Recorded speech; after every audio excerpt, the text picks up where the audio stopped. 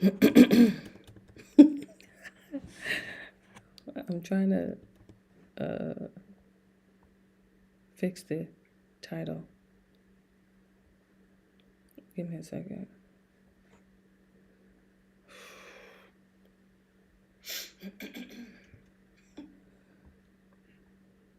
Yeah, I'm trying to fix it. Okay, there you go. I see it. I got it. I got it. Hold on. Give me a second.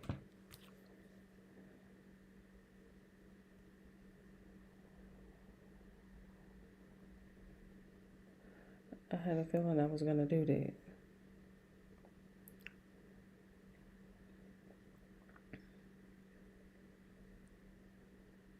Okay. Um,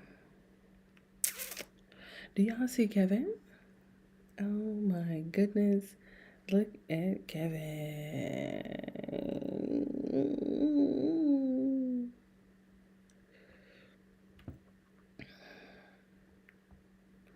Shout out to the Kevin. He blessed us on this lovely Thursday. Shall we go with Kevin? You look at Ice. 405,000 people. I'm not gonna go over that without that copyright. Hell no. Trap Lord Ross will just not let it go. He would just not let it go. I am on the wrong channel. Just give me a second, real quick, real fast. Let me log in real quick.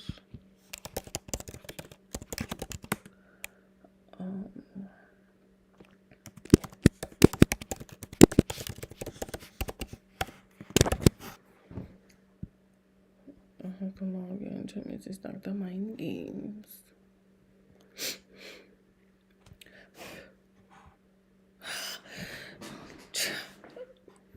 That's why I had to log. Oh, not him in the bed with. This is why I had to log in. Okay, because Candace is up. Kevin is up. And corporate is up. Oh my God.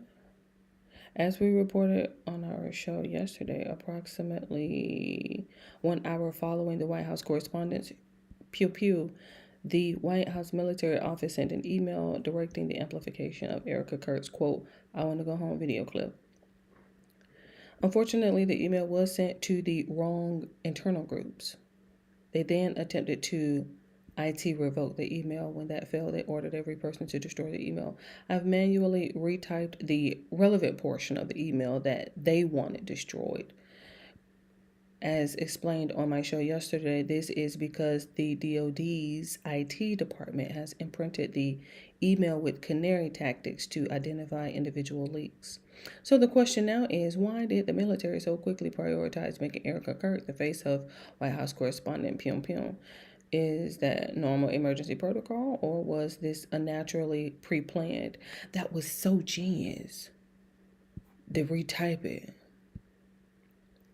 That was so genius. So fucking genius. I love her smart ass. Is that normal emergency protocol, or was this unnaturally pre-planned? That was so genius. The retype it to first. I'm curious. That was so genius. Why do I have so fucking genius? I love her smart ass. Is that normal emergency protocol, or was this unnaturally pre-planned? I'm like, why I got two of me up here? And then Barry live. Real eyes, realize, realize. Then Jack TV came back. Oh, with the chick from the boat. Yeah. And the friend. Ain't that's her? Yeah, okay. 6 hours ago. Well, that's that ain't the loyalty test. That's the Okay, who should we go to first? Who are we going to first? I'm just trying to see who exactly are we going to first. right? Like, shall we go Kevin? Shall we go corporate? Look, corporate I didn't refresh too many times. Oh, there he go. There he go. Armand is live. Corporate is here. We're gonna have to go with somebody. I like to keep corporate for last. But since this is typically not Kevin's day, we can just save Kevin for last. Or we can save Candace for last. This episode was definitely sponsored by Current. Whole time, I'm gonna need you to pump your brakes and take the time out to that we frolicked in. The only trace of her existence that I found was on the ground in the parking lot, a little pouch she was carrying around. Javen ended up getting in touch with Raven's niece to reconnect, initiated a link up and all, just so he can strengthen the rapport for the premeditated back door. I got in touch with the management at the trampoline park. Had to beg and plead for him to give me access to the security footage in the parking lot so I can see who actually took Milan. After a parade of passionate pleas and persistent petitions, the manager empathized with my plight and allowed me to see the footage, that of which I was able to see in 4K, Milan's real-time actual abduction. Ramaya slid up to the arcade to meet with Javen, accompanied by Raven. After being introduced and discovering through casual conversation that Raven was actually Bartholomew's girlfriend, Javen was confident that Ramaya would lead him right into the blitz that he needed to take Bartholomew down. Oblivious to me, Milan was actually in the possession of her grandmother, Tia's mama. She didn't appreciate that I was the one that got custody of Milan, so she took it upon herself to grab her grandbaby. I linked up with one of my homies to run the license plate that I saw in the security footage when Milan got abducted. Pulled up to the address just to find that it was less than inhabited. The place had been registered to an old address. Motherfuckers no longer lived it there. I did not expect for Big Mouth Bo to be walking down the street. The stud that Teezy had set me up on a blind date with. Come to find out, she had intel on the web about to the lady that stayed there.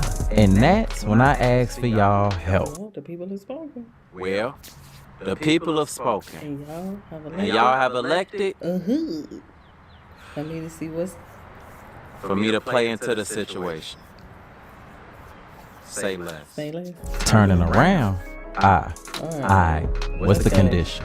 She, well, for starters, I'm gonna need your number and not WhatsApp, because that's not what's happening. With a deep sigh, I pull my phone out. What's your number?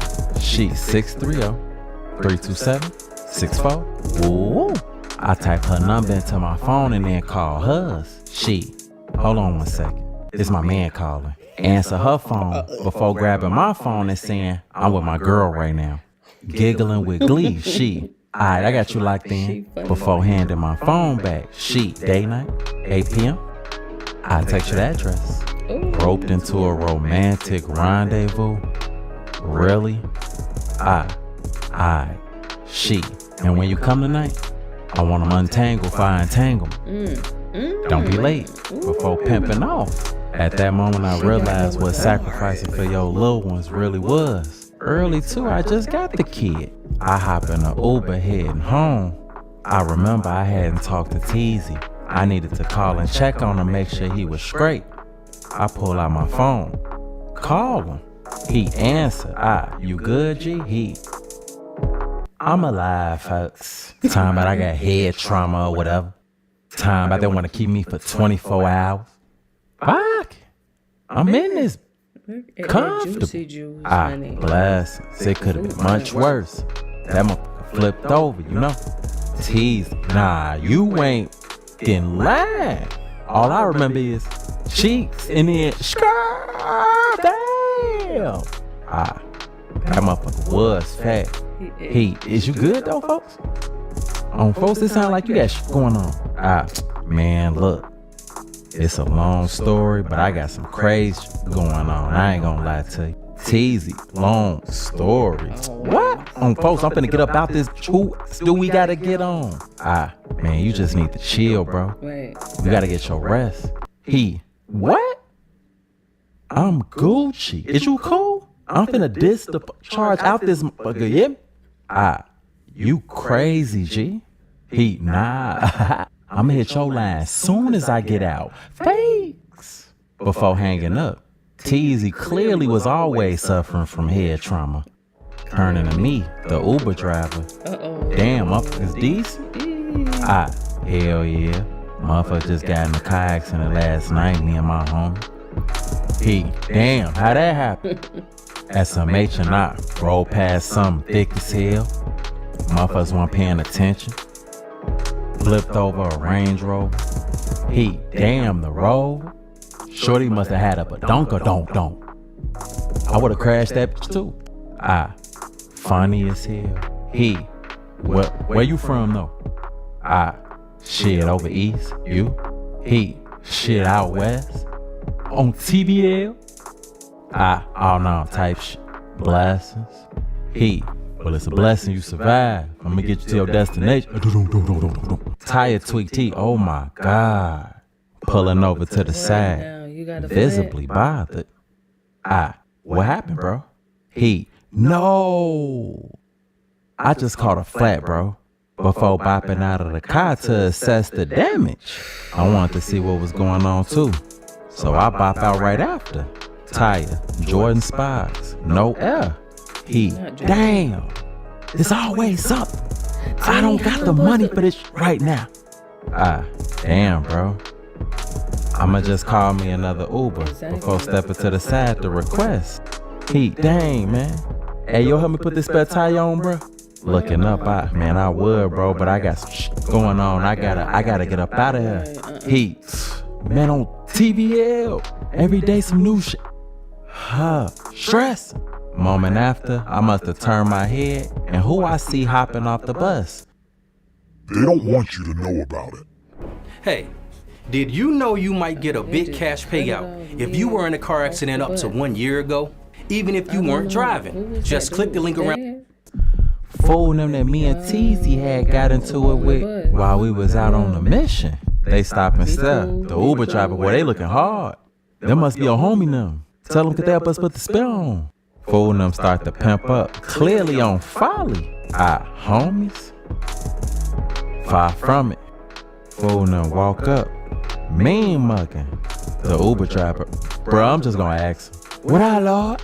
Buddy, Lord on GDNR, roll your goof ass. The Uber driver, boy on TBL, roll who? Buddy, on Larry, you. Before letting 38 peek out hoodie pocket. The Uber driver, oh, you got a gun, big fella? Oh, well. Looking at me, they ain't our friends, bro. SMH and I told you. Fool, told him what? Tell me this. What's the plural of goose, nigga? The Uber driver, goose is right. Fool, is geese with your dumb ass. What's the plural of mouse? The Uber driver, if goose is geese, that mean mouse is meese. Meese. Buddy, man, yo ass is a imbecile. Uber driver, damn, Lord. All them G's in my face. Fool, and you, tell me this. What's 144 divided by 12? That's easy, 12. Buddy, him, me, right up. He, on GDN, shorty, we on with 12. The Uber driver, well, on TVL, on with 12. Almighty. Fool, this y'all car? The Uber driver. Oh, you talking about that car right there? Yeah, I be doing Uber and Lyft. This my transportation car. Fool, where them keys at? The Uber driver, oh, well, they right here. Don't they look good? Fool, snatch, these my keys. You talking about? The Uber driver, dang, bro. You gonna Gucci me? You think you Pooh Shiesty? This is my name. Fool, man, chairs up. Hey, cuz, we got us a car now. Buddy, on GDN, I was tired of riding the bus. Let me drive. Fool, hell nah, boy, you can ride shotgun. Buddy, on GDN, I hit your ass with a shotgun. The Uber driver, damn, could y'all at least drop me off at my baby mama crib? Buddy, on GDN, hell no, get your ass on the bus. Before shoving past to go board his vessel, they really skirted off slow as hell on flat tire with forks out window. jumping around in distress, the Uber driver. So what we finna do?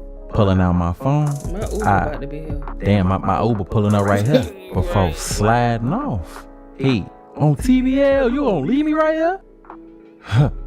Call my baby mama. Only in Chicago.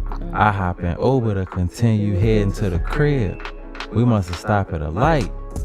I peeped some dude on the corner getting that Jaden Smith when he was training with Jackie Chan and Karate Kid. Whole time there was no sensei. That was not Jackie Chan and Karate Kid, was it? Was that Jackie Chan?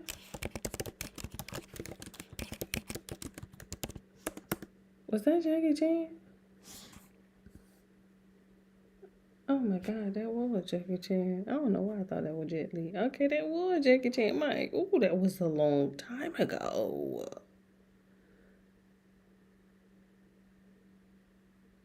Look at Jaden. Oh, look at Jackie Chan. That was Jackie Chan, huh? My bad. Bye. Musty as hell, I'm certain. Never a dull moment in my city, I ain't gonna lie. Moment after, I get a call. Looking at my phone, it's Big Twine. Answering out. Hello? He. Yo, where you at, bro? In traffic. He, man, I need to holler at you, bro. What's going on? Man, tell me about it. I'm up to my neck already, I ain't gonna lie.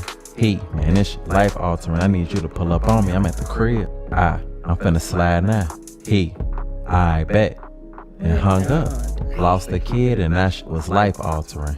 If it wasn't one thing, it was another. Now Big Twine was at the crib playing Call of Duty. The door was open, so I pop in. Catch him at the table. I sit down, take a seat.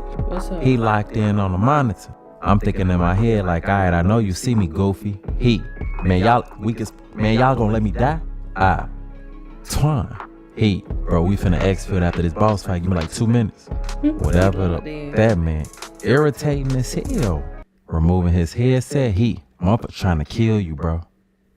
Kill me. What is you talking about, Twine? He, Javen, boy. He didn't even call your mama, tried to backdoor you in some motion.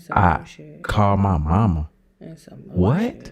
He, yeah, G. Your mama ain't know what was going on. She done gave him the address to your auntie crib in some motion. We gotta stand on business. What? He's still on that? Matter of fact, I just give him the phone back and then everything will be good. So where's that? He, I gave it to my bro. That one gone. Face and hand emoji. If wasn't nobody gonna pick up, Big Twine would. He, man, I know that's your cousin and all, but he done went bad, bro. He gotta go. Shaking my head out. I'm finna call him. Right. A simple conversation could fix everything. Javen was at Cam crib cooling. One of his homies bopping the door. He, what you want, man? Taking a seat. He, hey, what Cam and Lil? Javen, Lil Dre on folks. They went to his food though. Lil Dre shit. You trying to go hoop, nigga? Javen, I don't know what's more weak. Your hooping skills or I been with Reggie for 30 days. I think I'm Clover now. Fuck him out. Lil Dre, yeah, alright. What motherfuckers was on him? Javen, motherfucker just came from a little arcade situation. Trying to see what's to some shit. 4th grade. Lil Dre, shit, true. Hey, let me tell you about this little eater fight. Javen, do tell then. Before getting the call, he, hold on, folks. Answering, he just looked. Hey, cuz, we need to talk. He, boy, we ain't got to talk about. Yo, it's tweaking. It ain't even gotta be like this for real. We can really just squash this shit right here. He, let me tell you something. If I love you, it's nothing I ain't gon' do. But if we get into it, ain't no truth. I don't gotta figure you ain't no rules. Cry inside, I can't let you see you hurt me, ain't no bruise. Ain't no truth, yeah. Ain't no truth, yeah. When it's up, it's through the roof, yeah. Ain't no love, ain't no truth, yeah. Cause you talking about, hey, let me tell you something. Me and you buying smoked. Shh. Go off my phone. Yo, it's tweaking before hanging up. I take a deep sigh before putting my phone back in my pocket. It is what it is then. It's up and it's stuck. What you got going on? What's the move? With a deep sigh? It's a long story, bro. But you remember Tia? Yo, little whoop, right? Shorty used to talk to, thick as hell. sitting forward. When she died, I adopted her kid. Just got the kid today. Lost the kid today. Ooh. The kid got kidnapped. And I don't know by who. Wait, what? Bro, took the kid to Sky Zone. Lost the kid. All I found was her pouch in the parking lot. But I did talk to the manager. And they showed me the security footage, and it was a lady that was walking her off. Took a picture of the license plate. Got an address for the license plate. Went to the crib. It was an old address, so nobody was there. And then ran into a stud that got information that can help me find her. Damn, so that mean you good, right? With a deep sigh, not necessarily. Right. I'm not gonna get the information unless I go on a date. Boy, you about to get strapped by a stud? You strong. I ain't gonna lie. Stop playing with me, G. She just want me to go on a date, that's all. And then I'm gonna be able to find out where Milan at. Man, that gotta be the funniest I done heard all day. I ain't gonna lie to you. Yo, it's crazy. Glad he found it funny, cause I didn't. Yeah, so I'm just finna slide to the crib till it's time to pop out. Good luck with that, but once that's taken care of, we need to take care of Javen. Yeah, I'm already knowing. It was either him or me at this point. Later on that evening, I was getting ready to go link up with Big Mouth Bo. My auntie walked in the room. So how's it going, nephew? Okay, new wig.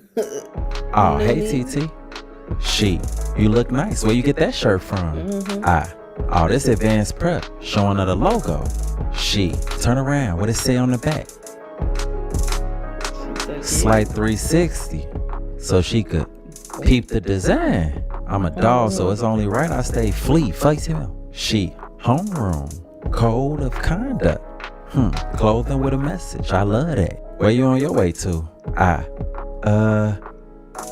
got a date tonight. A date? A date with who? She's so cute. A stud? I won't even ask. What happened to that kid you was supposed to be adopting? It's coming along. Oh, okay. So when I'ma meet her? Soon. Real soon. All right. Well, I look forward to it. Now, you be safe, nephew. And then pimped off. Thanks, auntie. The moment after, my phone ring. It was Big Mouth Bo answering. Hello? Yeah. Everything good? We still on schedule, Bartholomew? Yes, ma'am. Yeah.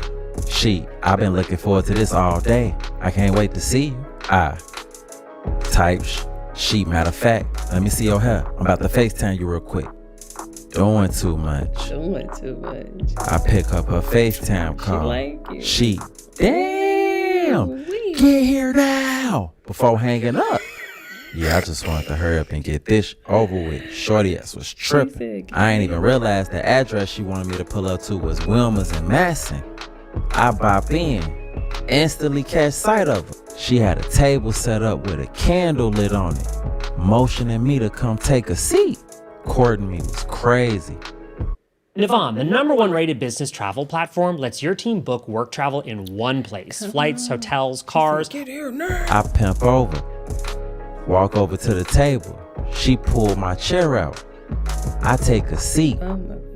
She actually pushed my chair up to the table. Had me feeling like I was a toddler. After taking a seat, yeah, so I just want to let you know I appreciate you for coming to partake in some hot portions with me. Nah, for sure. So how the rest of your day went today, King? It was cool. True. You found that kid yet? Nah, I didn't. That's what's up.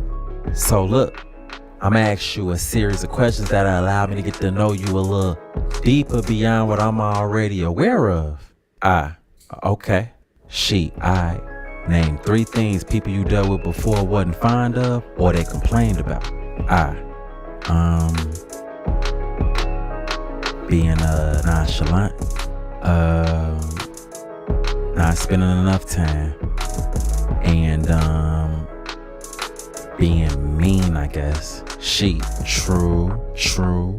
Well, shit, I ain't really worried about you being nonchalant. I know how to make a motherfucker chalant, you feel? And I ain't really clingy, so time won't be a problem. Shit, you say you mean, huh? Shit, I like my food a little spicy. Type shit, well, for me, I don't really like taking out the garbage. I hate when I'm cramping. They say I get real emotional. And shit, I don't really like picking up heavy objects. Depending on what the object is, I'm thinking this had to be a prank. The next moment after, a waitress for Wilma's bring out 2 platters of barbecue tips, smelling good as hell. Then she spin right back to the table with a platter of fried fish. Big Mouth Bo, eyes scrumptious. I got us some chicken tips, some turkey tips, and some salmon. I'm a woman that don't mind leading. Breaking eye contact, I put my face in my food and partake in my servings. After demolishing my dinner, did you enjoy your food? Full and content? Yeah, it was decent whole time. Do me a favor. Okay. Stand up for me. Confused, I'll oblige and stand up from the table, removing her hat. You like Luther Vandross? Yeah, he cool. Perfect. Before creating a vibe in the restaurant that made it feel like it was just me and her in a grand ballroom. I'm talking about like I came black tux with the bow tie and pink tux. Music come on. She started dancing with me, getting that one look in your eyes. Don't sing it. And all I see is all that you mean to me. Like slow waltzing like we weren't in a dining area of Wilma. You can dance pretty good, Bartholomew. Y'all better not tell nobody I was two-stepping with a stud. I'm ready for the bill. The waitress, that'll be $61.31. Big Mouth Bo. Why, of course, before up and current card, the waitress go to charge it. Damn, you got a current card too? You already know. With the paycheck advance up to $750. And up to a 4% bonus on the savings. And if you sign up with the code CORP, KORP, you get $75. Yeah, I'm gonna have to sign up for one today. I ain't gonna lie to you. Right now, before pulling my phone out, as you should. But whole time, before we end this night, I'm gonna need one more favor. Come on, man. I just need the information, G. Look, on God, I just got these heavy mirrors in my backyard. I just need you to help me move them in, G. When you do that, I'll give you the information. Bet. We gone. Before grabbing her hat and bopping out, we make it to her crib. Here go the 2 mirrors right here. Pointing at 2 mirrors sitting by her back porch steps. Is you serious? Them little ass mirrors? As some matron, I stepped forward to grab the mirrors, but when I tried to pick them up, they was heavy as hell. I'm talking about I could barely move them. Had me confused. Exactly. You know that expensive furniture should be heavy as hell. Before stepping forward to help me grab the mirrors, she took the top half, I grabbed the bottom, and we proceeded to lug them up the stairs. We was fake struggling for real, but we was figuring it out and heading toward the first landing. I was glad to know that was all left to do in order for me to get the info. After clearing the first landing, we was on our way to the second one. In the midst, looked down. I looked down, catching my reflection in the mirror. Ain't he so handsome? Yeah, motherfuckers had to wrap this up. I just continued to struggle up the steps. Of course, she would be all the way on the top floor. I about damn near got musty trying to get those mirrors up there. Watch your fingers. But we had finally got them in and had to lug them across the kitchen and set them by this barn door that she had by her bedroom. I was glad to be sitting them motherfuckers down. Pulling a jug of juice out the refrigerator. You want something to drink, bro? Hawaiian Wipe the punch. sweat from my brow. Hell yeah. I can take a drink. After grabbing a couple cups, she poured both me and herself some juice. Hand it to me. I drank it. Cleared a whole cup. That shit was good as hell.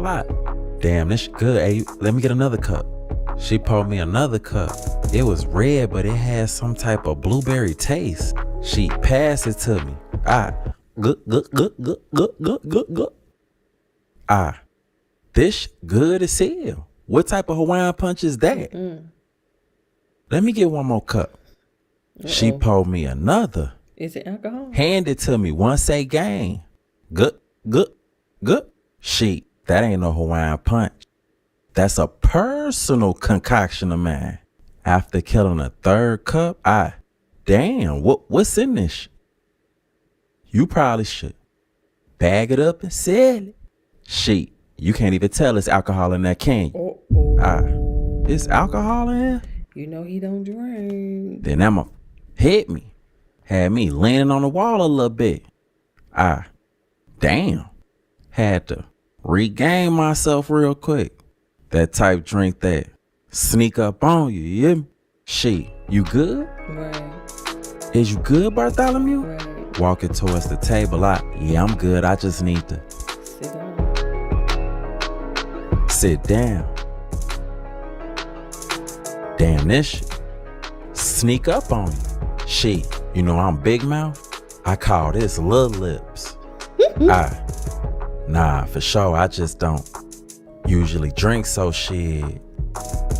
It don't take much. Shit. I mean, if you need to stay for a while, you can collect yourself.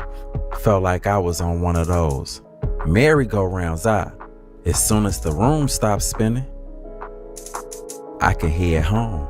Shit. Nah. You can stay as long as you need to, Bartholomew, before twirling one of my locks. I ain't really remember too much after that. Next morning, I wake up, stretch, look to my right. I fall out the bed. I look again. It's Big Mouth Bo smiling at me. She wakey, eggs and bakey. Slowly standing up and shocking on. Wait a minute. What happened? I beat the Doonies down. I whooped her. What the? I spot my trousers bedside. I put them on. You snap. You snap. Actually, you snap. What that song say? You make me feel like a natural woman. At that moment, if there was a backstage I could run through while a cameraman followed close behind, man, what? So you don't remember nothing? Pulling my face out of my hands, I don't remember nothing. I don't usually drink. It's okay. I'll hold on to the memories for the both of us. I ain't Boston Richie you though, so we all good. Before laying back in bed, not Boston Richie. Picking up my shirt, Somebody didn't wash that mirror off in the back. Ooh, it's irritating to me. Information now? Well, of course. You've upheld your part of the contractual agreements. I can do the same, be a woman of my word. I'm about to text you where her cousin live right now, before grabbing her phone and typing into it. And her cousin gonna know exactly where I can find her for sure. I'm trying to tell you, if you pick up what I'm putting down, the girl can be found. The moment after, I get a text. Looking at my phone, it was a message from Big Mouth Bo with an address. This never happened. Let me tell you something. I won't tell your secrets. Your secrets are safe with me. Look, give me back my Louis headband. And my scrunchie, that of which I didn't know how got on her wrist in the first place. I snatch it back. Rush out. Whatever happened the night before, I wanted that to stay a mystery in my mind for sure. Okay. I'm in traffic, thinking about how she finna go when I get to this house. I end up getting a text message from Big Mouth Bo. Her cousin leave out for work soon. Make sure you head to her now before she leave. Perfect. It was only a matter of time before everything would be back calm and smooth, and I had Milan back in my possession. At some point after though, looking out the window, I peeped something. A little girl standing in the alley by herself. No adults in sight. Couldn't have been more than 3 years old. Oh my God, this ain't got nothing to do with you, bro. Like, he just... I'm thinking like, damn, should we turn around? But I had to get to the lady house before she go to work.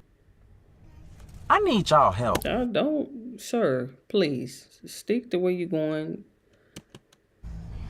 I'm on a time crunch. Exactly. I gotta get to this lead to see about Milan.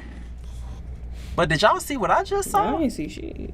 That was a little baby just in the alley by herself, and I ain't see nobody around. Child, she wasn't by herself, honey. Her mama right there.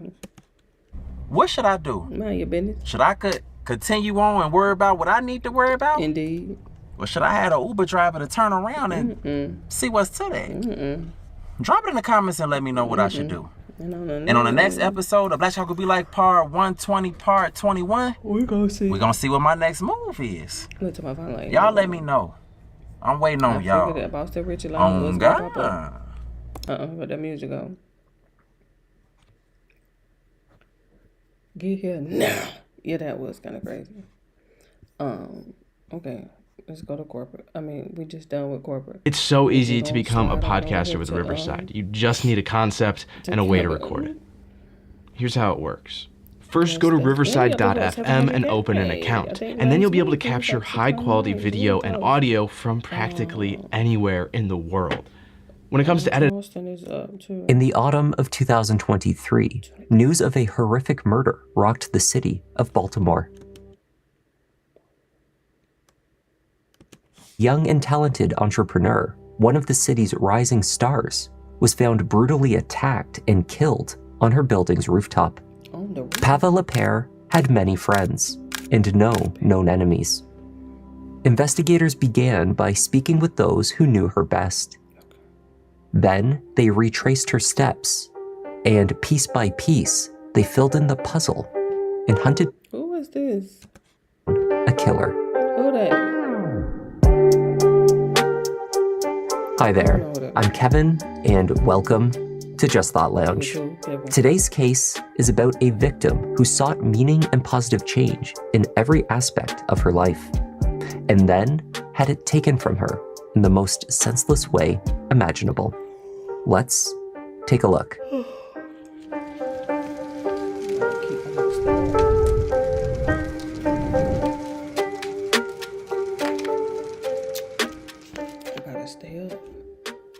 Monday, September 25th, 2023, began like any other day in downtown Baltimore. The 300 block of West Franklin Street was home to the offices of EcoMap Technologies, a tech startup. The company, comprised of over 30 employees, was the vision of Pava Lapere, a young, ambitious, and successful entrepreneur. Hey, Pava, CEO and founder of EcoMap Technologies. The CEO was a workaholic. She lived and breathed EcoMap. Its continued growth was her passion, and her employees, like family. That morning, as staff grabbed coffees and gathered for meetings, Pava's absence from the office was noticeable and extremely odd. It was not only uncharacteristic of their ceaselessly dedicated boss to be tardy, but Pava also lived in the same building. Her commute to work consisted of a short elevator ride to the ground floor. Unable to locate her at roughly 10 a.m., EcoMap's co-founder, Sherrod Davis, placed a call to the Baltimore PD. Hi, I'm actually calling to file a missing persons report. Okay, what is the address for the officer to come? 306 West Franklin Street. This is my co-founder. We run a business together. Okay, and you saw him Friday, correct? One of our other coworkers saw her on Friday. Friday, okay. And what is her name? Pava Lapere. What is it? It's Pava Lapere, P-A-V-A. Her middle name is Marie, and her last name is Lapere, L-A-P-E-R-E. 25, go over to 306 West Franklin Street, Suite 102. See a Sherrod Davis wants to report her coworker is missing. His coworker. While officers were dispatched to the building, Pava's team continued to search for her. Her apartment door was found unlocked. Ooh. There was no sign of her inside. Calls to her cell phone went unanswered. Others tried to gain access to her email and messages through her laptop. Meanwhile, everyone compared notes. When had they last heard from Pava? Right. That is when someone suggested that they check the roof. Kevin Carter, an EcoMap employee and good friend of Pava's, climbed the ladder to the restricted rooftop. Bottom of City, 911 over 1223 is the address of emergency? Yes, emergency. There's a dead body on the rooftop of 306 West Franklin. Tell me exactly what happened, Kevin. We filed a missing person report for my friend and boss this morning, and we just checked the rooftop of the building. I'm looking at her. Okay, is she awake? No. Is she breathing? No. Please tell me why does it look like she's dead? I don't want to get too close.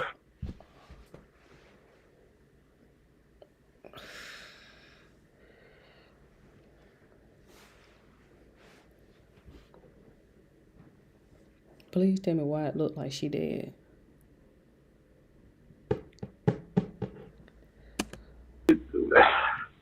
She is dead.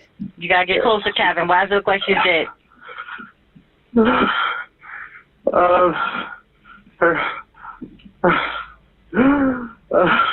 Come on, Kevin, you got this.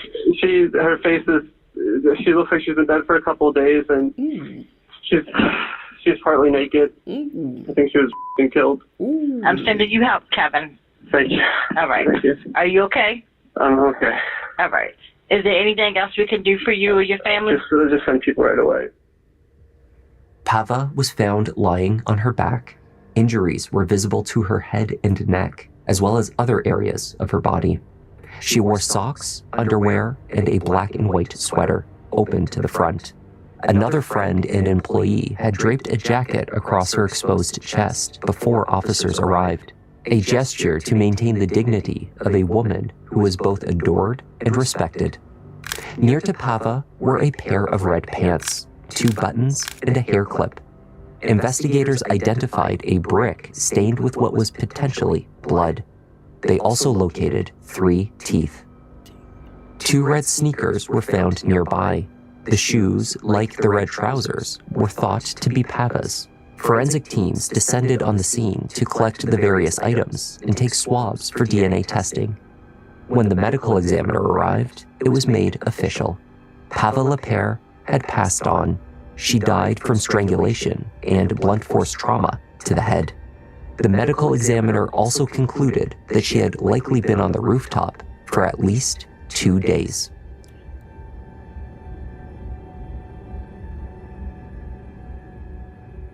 At the age of just 26, Pava had already made waves in the Baltimore business community and a positive impact on the city.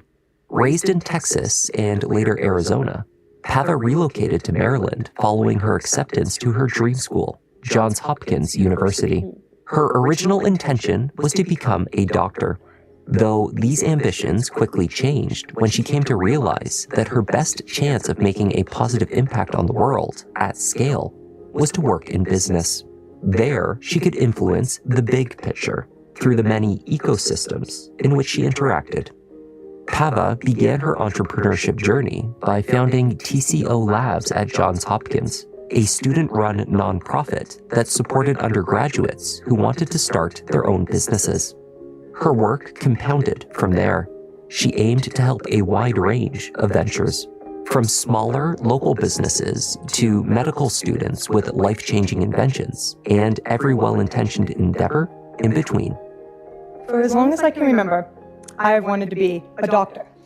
Like many people, I figured that this was a way for me to make a real and meaningful difference in this world. So for as long as I can remember, I did all of the typical pre-med things in high school. I was the president of the medical club, I was in National Honor Society, and I got into the Johns Hopkins University, the place that you go to become a pre-med. You see, I had my life entirely mapped out. You know, there are millions of people suffering every day from preventable, or rather, should be preventable problems. Needless violence, environmental devastation, severe racism, hatred, inequality, and not just in countries half a world away, but in our very own cities.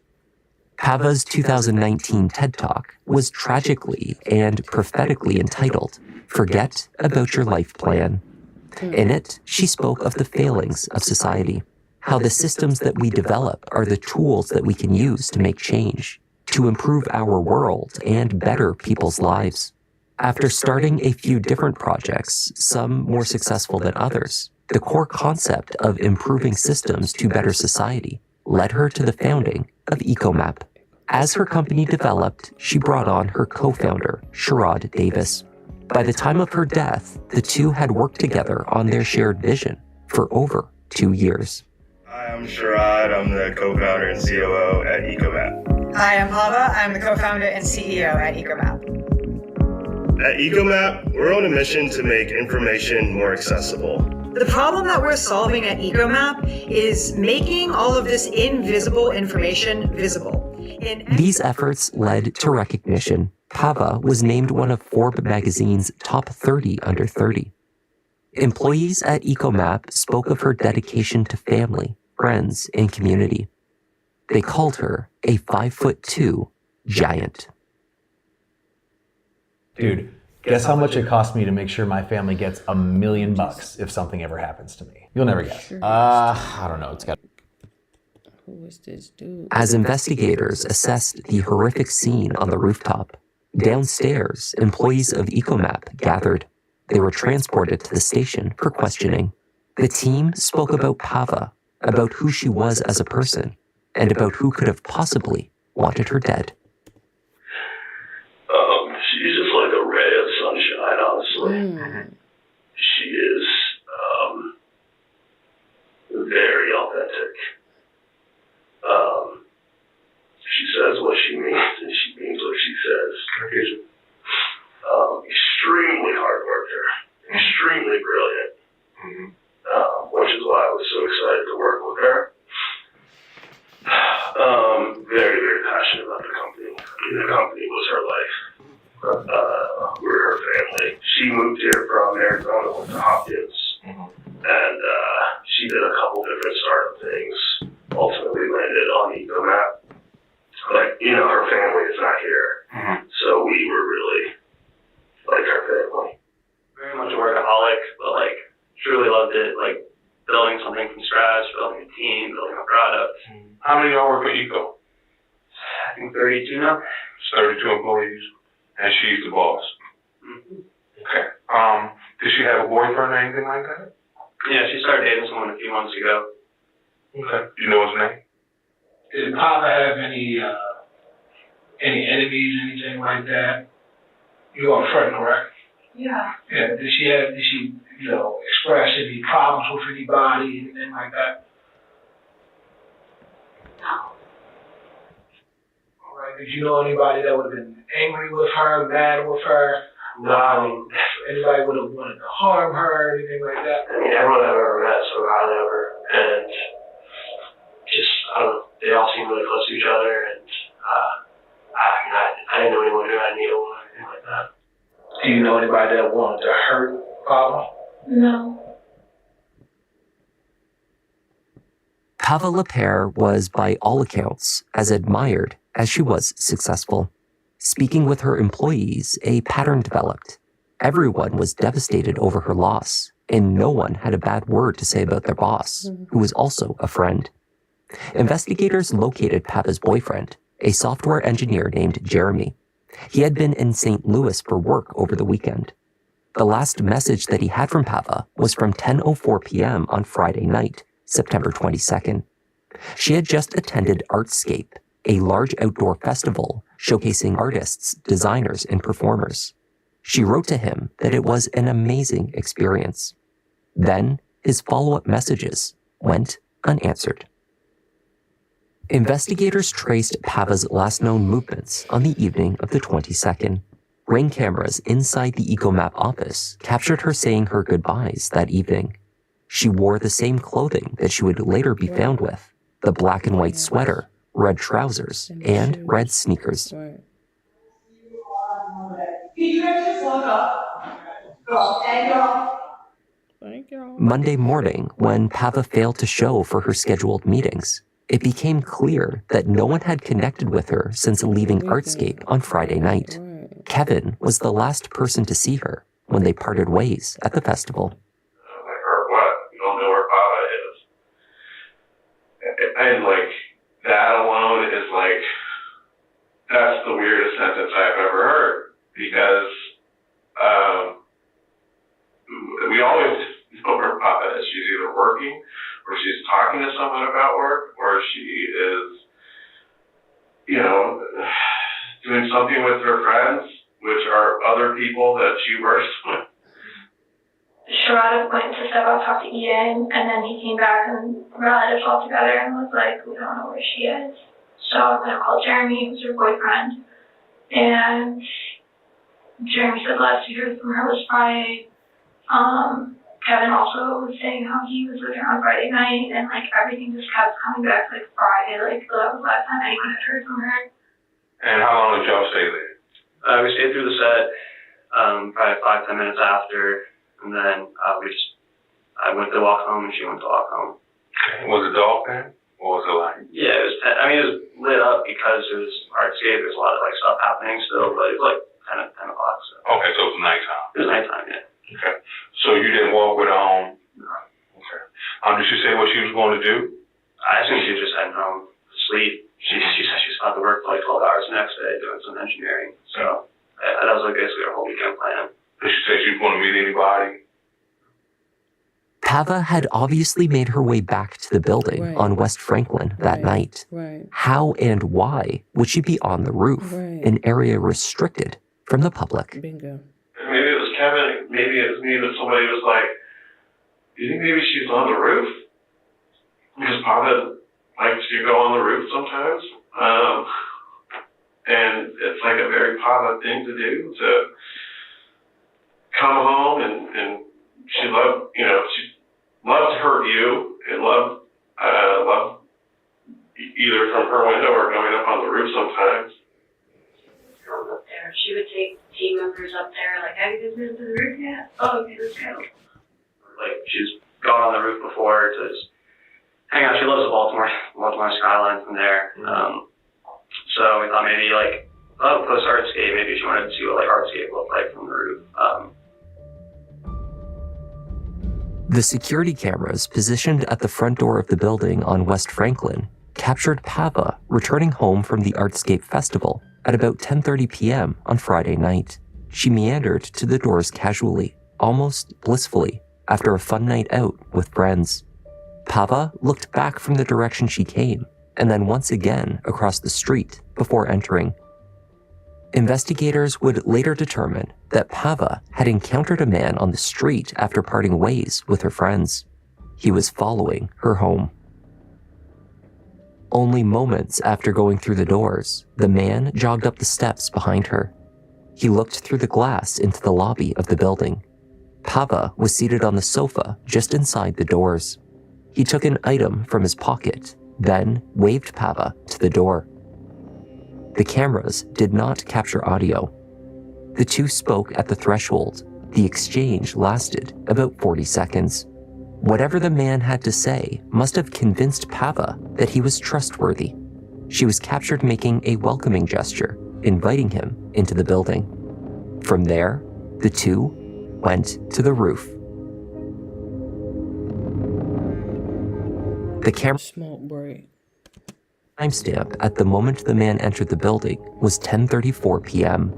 At 11:09, about a half an hour later, the front door security camera would capture the man one more time. He was leaving the building, still carrying the same backpack, though no longer wearing the gray sweatshirt that he had worn earlier. He looked around the street briefly as he made his exit. Strolling away, into the night. The man from the surveillance video was rapidly identified, in part because Baltimore PD were already actively looking for him in connection to another brutal attack that had taken place just 3 days earlier. 32-year-old Jason Billingsley was hired as a maintenance worker at a building on Edmondson Avenue. On September 19th, Jason used his position to gain entry to the building where a young couple, April Hurley and boyfriend Jonte Gilmore, rented an apartment. Jason reportedly banged on the front door repeatedly, claiming that the kitchen was flooding. When April opened the door, he forced his way in. It was reported that he then bound the couple with duct tape, assaulted April, and slashed her throat before dousing both of them with gasoline and setting the building on fire. The couple miraculously survived. April managed to climb out a basement window. She returned with help. The couple suffered second and third degree burns and were both in serious condition when they were taken to the hospital. Linking Jason Billingsley to the crime were items that he had left behind: a knife, handcuffs, duct tape, and a hoodie. He was also known to the couple. By the time he was captured on camera with Pava on the night she died, police were already searching for Jason on an active warrant, though some would later suggest they were not looking nearly hard enough.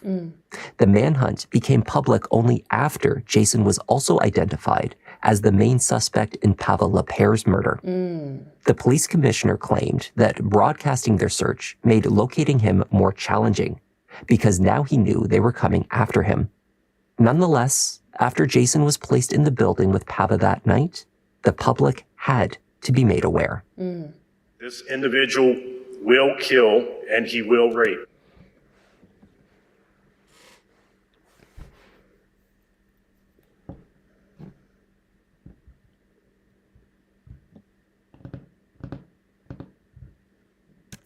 Will do anything he can to cause harm. So please be aware of your surroundings. Every single police officer in Baltimore City, the state of Maryland, as well as the U.S. Marshals are looking for you.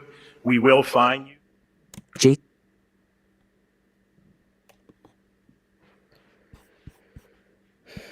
Give me a second. Let me go and check on this guy.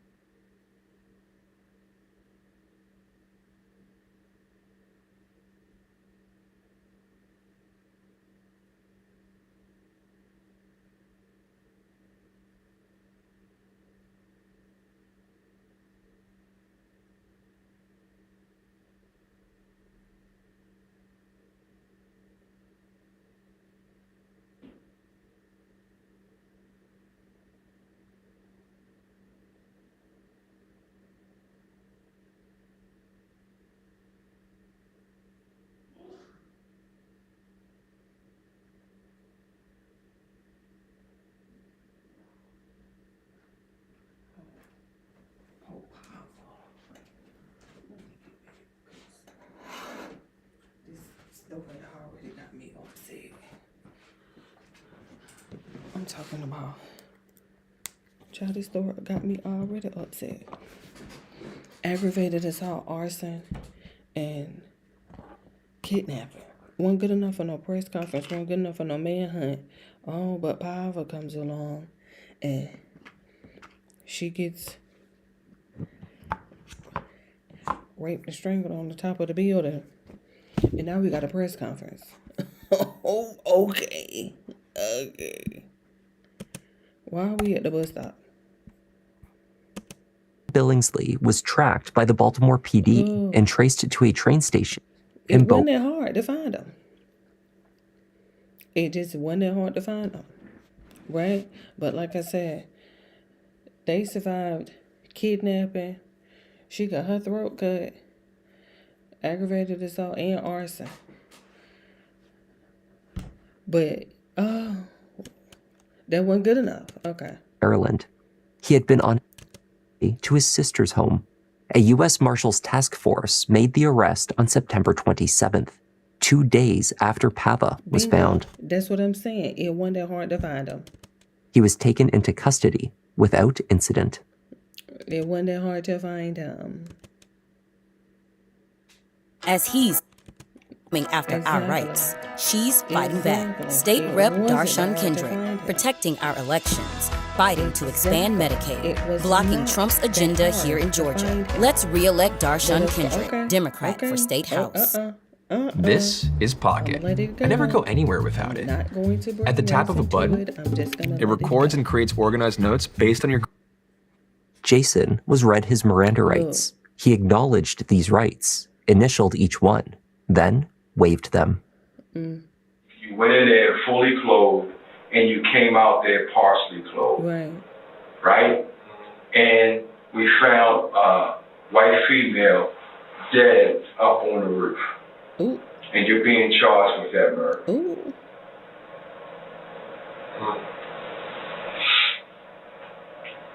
Let me ask you this. Were you at 306? That is the address, right? Yeah, 306. 306 West Franklin Street? You're not answering that? Okay. Detectives wasted. I was waiting for this dude to pee. I was waiting for him to pee. Hold on. I'm waiting for this dude to pee. I'm like, come on, go in and pee. You don't wait till I leave.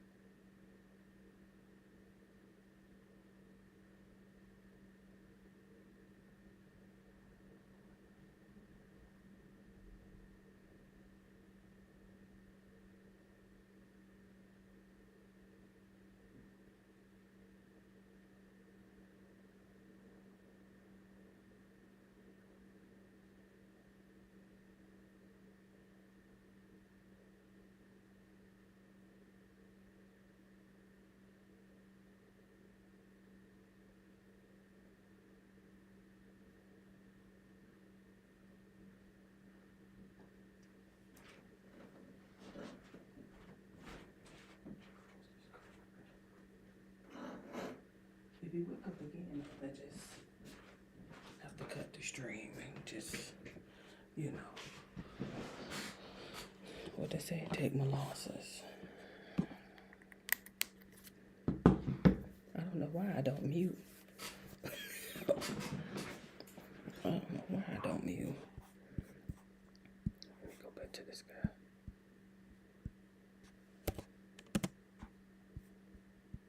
Little time confronting him with the evidence of Papa's murder. It's so f***ed up that my own sister set me up to get caught tonight. That's crazy. That's crazy? Let me tell you what's crazy.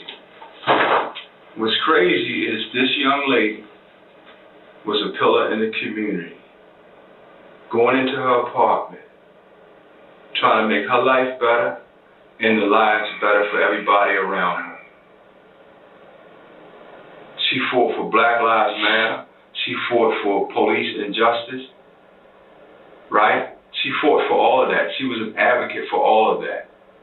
And the very thing and the very people she fought for, she died at the hands of this guy right here. She died at the hands of this guy here, the guy that she would advocate for. The guy, so that's what's f***ed up.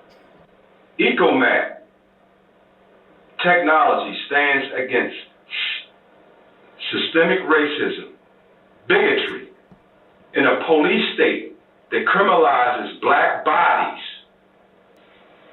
That's what she promoted. That's what she was about. That's why she trusted and wasn't biased and trusted that you would be an honorable person and let you in the building. Jason Billingsley reportedly had a rough upbringing, separated from his 5 siblings and placed into foster care at a young age. His problem behaviors developed early. His criminal history dates to 2009. Over just a few years, he had accumulated a laundry list of convictions, from assault to robbery. In 2015, he was sentenced to 14 years in prison following a brutal sexual assault on a young woman he knew personally. Jason was released early in October 2022 after earning good time credits through a program that encourages good behavior. The credits can automatically reduce sentences without the assessment or judgment of a parole board. In Jason's case, a parole board had twice refused to release him. He remained a danger to society. Over roughly an hour, detectives repeated the facts to Jason. They knew he had followed Pava, that she had let him into the building, and that the two had gone to the roof. They also knew that only one of them came back down. And guess what? We only saw one person come down off that roof. And guess who it was? This guy. And when he came down, this is how he was dressed. But when he went in, he had on a hoodie, backpack, and everything. The question that got Jason talking was a simple one. What had he said to Pava from the doorway that caused her to let him into the building? It was this interaction that led to her death. I wanted to talk to you for a minute. Say, why you want to talk to me? That's what I said. And what did she say? She opened the door. So you said, I wanted to talk to you for a minute. But what made you first think that you wanted to talk to her? Where did you see her at first?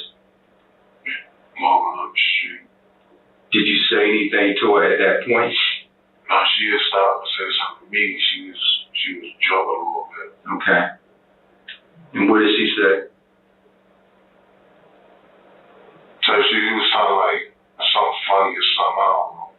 A little joke or something. Yeah, like a little joke. She left. I followed. I went and asked her why she don't talk to me for a little bit more.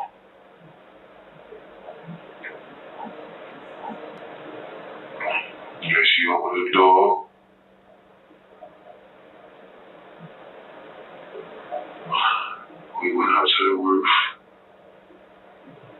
made you all go to the roof? She brought me up. What'd she say? She said, come on, I want to show you something. And we went. Okay. And how did you get up to the roof? The ladder. Okay.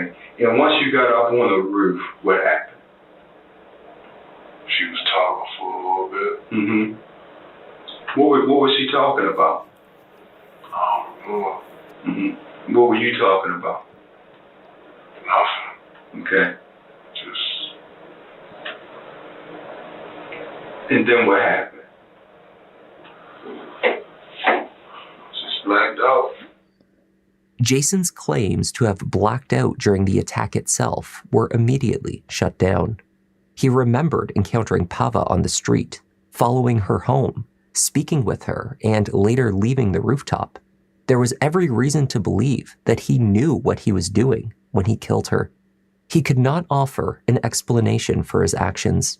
Jason claimed to have had no intentions nor motivation. He said only that as he went to the roof, he was battling his own violent thoughts. Ultimately, he gave in to them. I don't know when we got on the roof.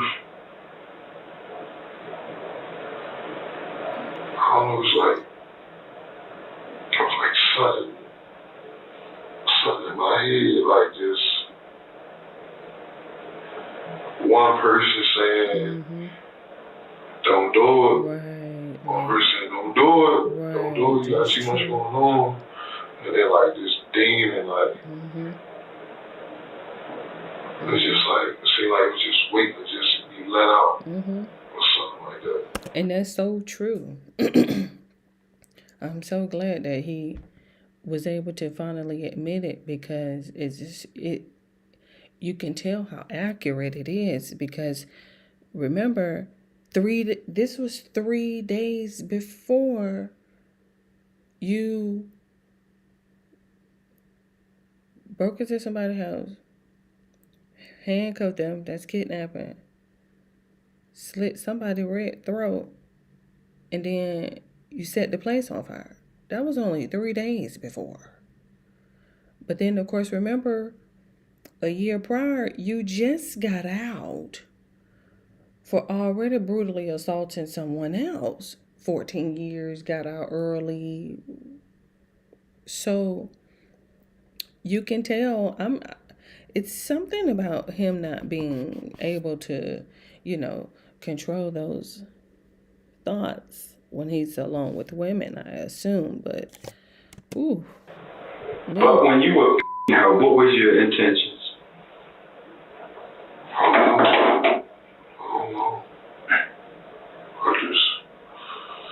don't know. I ain't like thinking about none of that till after. Like, I asked myself, like, why I do it. And I don't know why I do it. Why I did it. I don't know, like my conscience and everything else was saying, just go right downstairs. Just go right downstairs. And then I don't know, it was just something that just had to do it. Jason admitted to using the bloodied brick found at the scene to strike Pava. He would not provide any further details relating to the nature of the attack. When the conversation turned to his previous attack, the horrific attempted murder, assault, and arson on April and John. That is attempted murder, huh? I forgot. Jason admitted nothing. Ooh. So I'm going to ask you straight up. I'm going to look at you in your face. Has there been another time that you blacked out? No. And maybe you had did something that you aren't so proud of? I mean, all in my life. I'm talking about within the last couple weeks. No. Okay. Hey, Jay.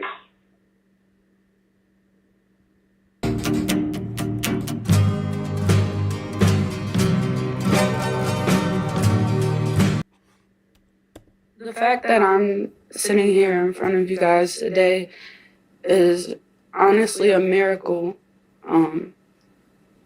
Sometimes it's still unbelievable that I'm here. Jason Billingsley literally tried to take my life. He tried to take my life. And this could have been prevented. Jason initially pleaded not guilty to the many charges against him. His defense attorney argued that the confession he gave to the Baltimore PD for Pava's murder was coerced and that he had not properly understood his rights. As these legal disputes continued, the family of his victims pursued battles of their own. April Hurley sued her. Is it the maintenance company or is it the city? Never mind. Landlord and property management company, arguing that they failed to do due diligence when they hired Jason Billingsley, a convicted sex offender, as a maintenance worker and then gave him access to the building where she lived. And we are here to announce. I just said I'm finna go get him. He ain't trying to go to sleep. I'm gonna just bring him up here.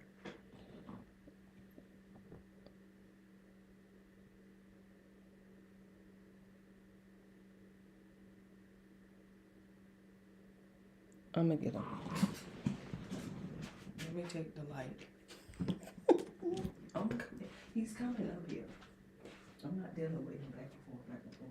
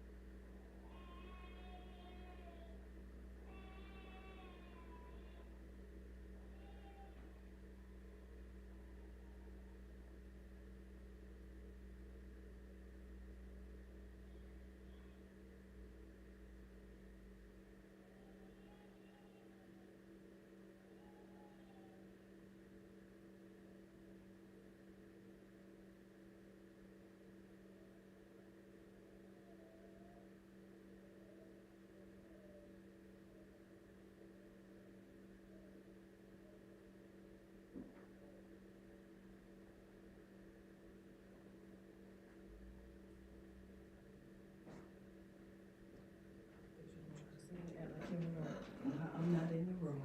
While I'm in the bed, cuddled up, snuggled up with you.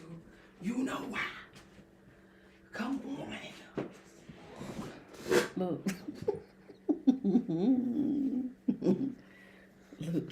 Look. Now I gotta change my settings. Let me cover all this up. Why? Dang.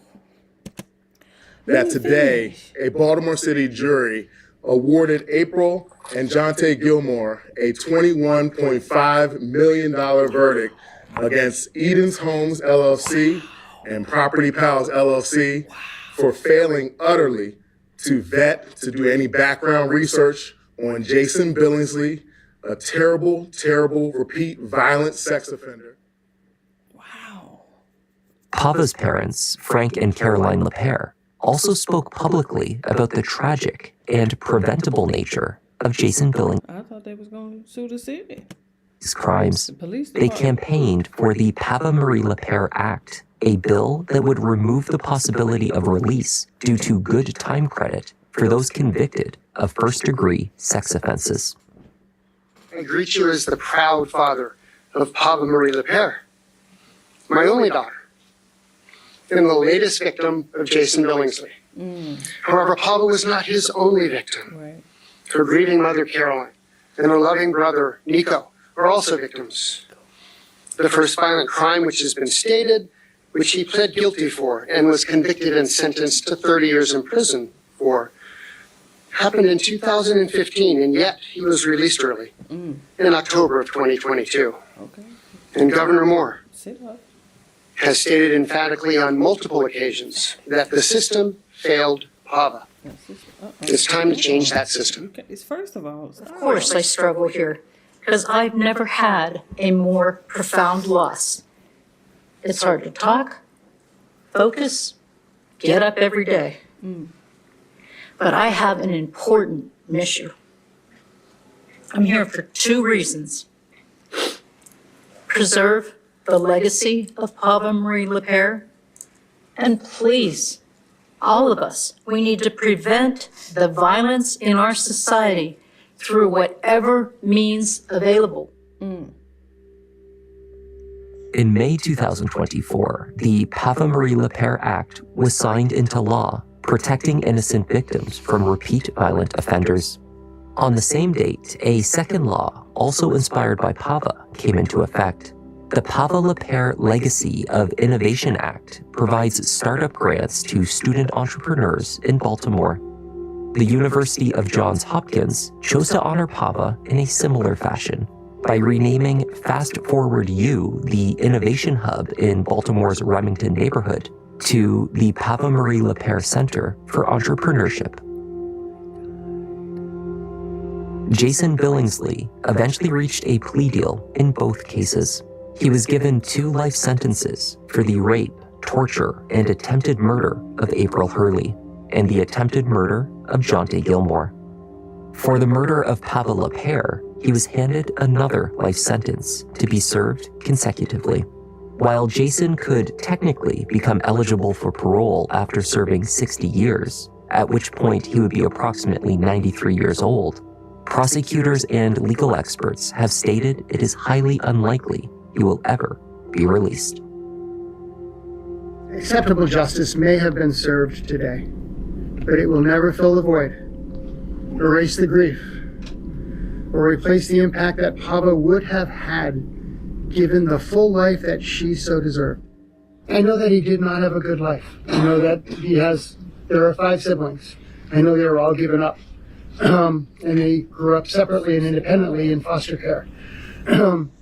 And I was sorry that what possibly could have been a prosperous life of his was taken from him at an early age and created, unfortunately, the monster that attacked April and Jonte and murdered our daughter. And I pray for his mother and that she may find peace. But other than that, I don't have any other feelings about Mr. Billingsley. And that was the tragic case of Pava Lapierre. Thank you for joining me. I'd like to offer a welcome to our newest Sherlock Holmes members, Neural F. Skywalker, Marls B., Tanya Saran, and Tina Helgat.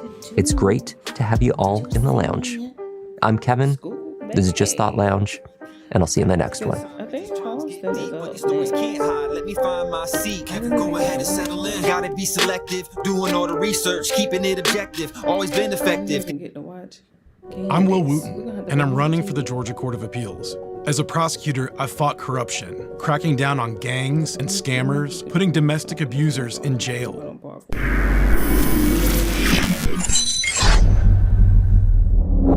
Well, that worked out, but it seems since our last interview, there's been a bunch of physical situations with you. None. No. I mean, you pepper sprayed Soldier Boy. Oh, man, that's, man, imagine, I went to Rolling Loud. I didn't know what Rolling Loud was. So we had just done it, we had just done our first interview. That was our second interview, our last interview. We had just done our last interview. So I went to Rolling Loud. I didn't know that after Boosie, you could have made me believe that Boosie and T.I. was paying me some attention. That shocked the shit out of me when T.I. responded. Boosie ignored me. He mentioned me one time on Breakfast Club, but he ignored me. When T.I. directly responded to me. What was that over? That's when Tootie and King went to jail for the first time together. And then I think it was King or Tootie, one of them said if I come to Atlanta, they'll slap me or whoop me or something. And that's what made me say something. Okay. Their threats against me. Got it. I said something to the dads, but I included the sons. But I was actually talking to the fathers, making jokes of the sons. The sons came back and responded. I responded to the sons saying when they catch me in Atlanta, what they'll do to me. Of course, I talk to self-defense talk. Nigga, I pack guns. Atlanta's a gun state. And I put you in jail. T.I. erased everything I had done digitally online in the hip-hop community. Can't find none of them interviews anymore. Funny Marco took down one of the best videos. You cannot find it nowhere. Not my interviews. No, not yours. Yeah. But he made the calls. Yeah, T.I. can't make that call with me. Yeah, I know. I'd hang up. Yeah. So, but some people did. And it's even to this day in Atlanta, I'm still somewhat blackballed because of those calls. And then Thug made some calls. Only people who hadn't blackballed me in Atlanta is Fulton County prosecutors and Atlanta Police Department, gang unit, sheriffs, and the jailers. Yeah. Okay, but the pepper spraying of Soulja Boy. He approached me with like at least 10 guys. They stopped their Sprinter van in the middle of the street. Right, we know the story. I can't visually see the faces, and I had never seen him in person, so I thought he would be taller, but he was shorter. Every nigga got out the car, tied their shoes up. I'm sitting in the corner smoking. He walk up. I got my little, my little lady in front of me. He walk up and arm reach of her and said, nigga, we need to talk. But you got these other guys coming. To this day, he said I overreacted. I just started macing niggas. You niggas so scared of me, y'all niggas gotta put out pepper spray? What the fuck? How many did you spray? At least 5 to 6. Okay. Because I'm trying to come out the corner. He got the bulk of it. Because they're starting to come so I get them out the way and he's almost froze shut, and I get him some more. I'm talking about glob. Right, because it wasn't like the spray, wasn't it like more That's of the like jail. the jail, right, the real exactly. jail. I did a public demonstration on a pole right after, in Miami. I was starting to travel. I didn't travel with guns, so I went and got all non-lethal weapons that you can think of.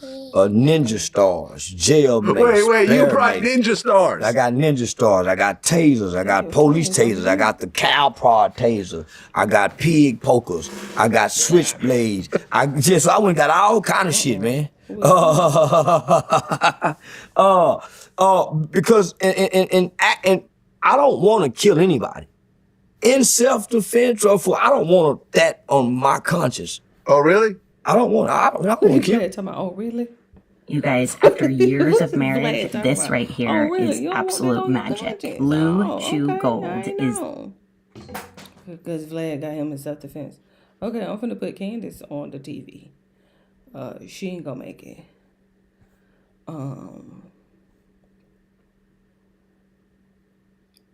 Aries singing. Okay, Aries.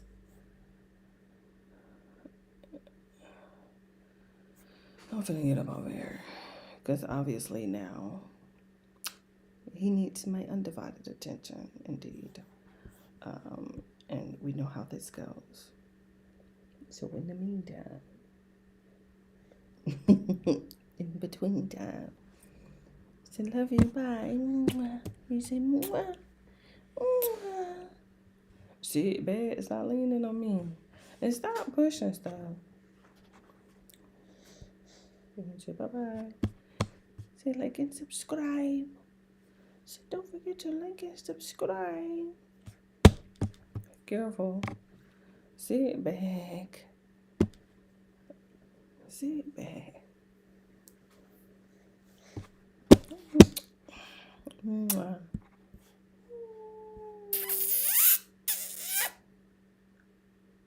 Oh, I like a little kiss. I like a little kiss. Oh, who is that? Hello. You come up here all shy, but I hear you in the back.